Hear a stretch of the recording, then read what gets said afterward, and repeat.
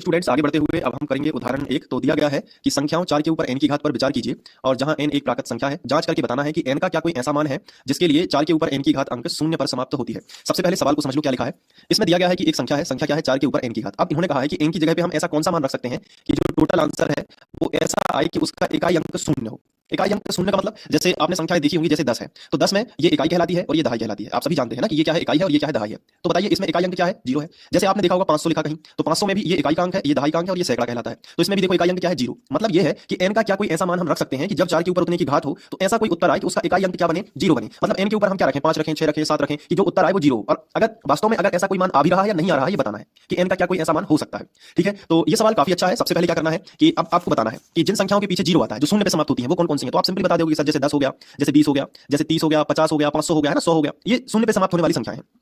जब इनके गुणनखंड निकालोगे तो जैसे 10 के गुणनखंड निकालोगे तो क्या आएगा, 2 गुणित 5, 5 दूनी 10 होता है। तो 10 के गुणनखंड क्या आ गए, 2 गुणित 5। जैसे मैं कहूं कि चलो 20 के गुणनखंड बताओ तो क्या करोगे, 2 दूनी 4 और 4 पंचे 20। ऐसे गुणनखंड निकालोगे तो यही आएंगे अभाज्य गुणनखंड। जैसे मैं कहूं चलो 30 के बताओ तो 30 को क्या बता दोगे कि देखो सर 2 दूनी 2 तिया 6 और 6 पंचे 30, ऐसे आ जाएंगे है ना। 50 के कहेंगे तो कैसे निकालोगे, तो आप कहोगे सर 2 दूनी 4 है ना, और 4 और यहाँ पे मैं निकाल के बता देता हूँ थोड़ा सा। 25 यहाँ 50 लिखा तो 2 से भाग गया, तो जब इकाई अंक 0 है तो 2 से भाग जा सकता है, तो कितना आएगा 25। फिर यहाँ 5 से दोगे तो 55 25 यानी 2 गुणित 5 गुणित 5 है ना, तो ये आ गया। ऐसे ही 100 के निकालोगे तो फिर 2 गुणित 2 गुणित 5 गुणित 5 यानी कि 50 दूनी 100 होता है। तो 50 के गुणनखंड लिख दो पहले और फिर उसमें 2 का गुणा कर दो। तो ये उन संख्याओं के गुणनखंड है जिनका इकाई अंक क्या हो रहा है, 0 हो रहा है। बहुत ध्यान से समझना, जिनका इकाई अंक क्या हो रहा है, 0, जो शून्य पे समाप्त हो रही है। हम ऐसे भी बोल सकते हैं ये वो संख्या है जो शून्य पे क्या हो रही है, समाप्त हो रही है। तो ये सभी संख्याएं शून्य पे समाप्त हो रही है। तो आप देखो इन सभी के गुणनखंड कितने कितने आ रहे हैं, 5 5। मतलब जो संख्याएं शून्य पे समाप्त होती हैं, जो संख्याएं शून्य पे समाप्त होती हैं उनका ये गुणनखंड 5 निश्चित ही रहता है।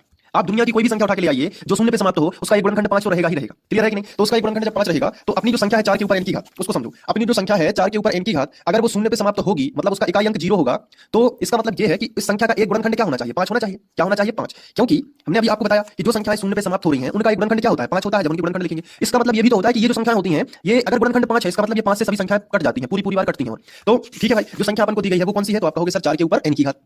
तो 4 के ऊपर n की घात अगर शून्य पे समाप्त हो रही है तो इसका मतलब इस संख्या का एक गुणनखंड कौन होना चाहिए, 5। तो क्या इसका एक गुणनखंड 5 है, चलो निकाल के देख लेते हैं। तो 4 के गुणनखंड क्या होंगे, 2 गुणित 2। आप कहोगे सर 4 के गुणनखंड क्या है, 2 गुणित 2। इसके ऊपर कितने की घात लगा दोगे, n की घात लगा दोगे। अब 2 गुणित 2 का मतलब होता है कि 2 के ऊपर कितने की घात, 2 की घात, और उसके ऊपर भी कितने की घात है, n की घात है। तो घात के ऊपर घात है तो घातों का गुणा हो जाता है, यानी 2 के ऊपर 2 n की घात आ जाएगी। तो कहीं भी इसमें 5 नहीं आया, केवल क्या आया है, 2 आया है। तो इस संख्या का गुणनखंड अगर हम देखें, या तो ये देख लो या तो ये देख लो। गुणनखंड मतलब उसको तोड़ना, तो 2 गुणित 2 में तोड़ा है।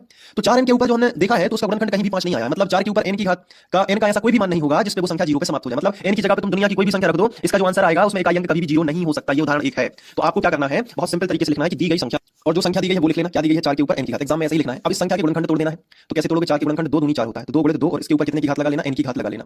अब इसमें देखो इसके गुणनखंड में कहीं भी 5 नहीं आया है, 2 और 2 ही आया है। तो हम यहाँ पे लिखेंगे या फिर इसको थोड़ा सा और आगे बढ़ा देंगे कि 2 गुणित 2 का मतलब क्या होता है, 2 के ऊपर 2 की पावर, क्योंकि 2 कितने बार लिखा है, 2 बार, और इसके ऊपर कितने की पावर लगा दोगे, n की पावर, यानी n की घात लगा दोगे। अब देखो यहाँ पे घात के ऊपर जब घात हो तो गुणा हो जाता है, तो 2 के ऊपर कितने की घात आ जाएगी, 2n की। 2 का गुणा n में कर दो तो कितना हो गया, 2n।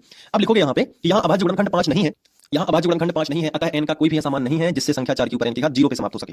तो ये इस तरीके से आपको हल पूरा लिख के आना है। ठीक है, तो इसके नोट्स भी है मैथ्स के, अगर आप चाहें तो मैथ्स के नोट्स भी ले सकते हो। उसके लिए मैंने प्रॉपर वीडियो बना रखा है, तो आप रिसेंट वीडियो में जाके भी देख सकते हो। साइंस के भी नोट्स हैं, वो भी मिल जाएंगे। तो ये बताना कि ये सवाल समझ में आया।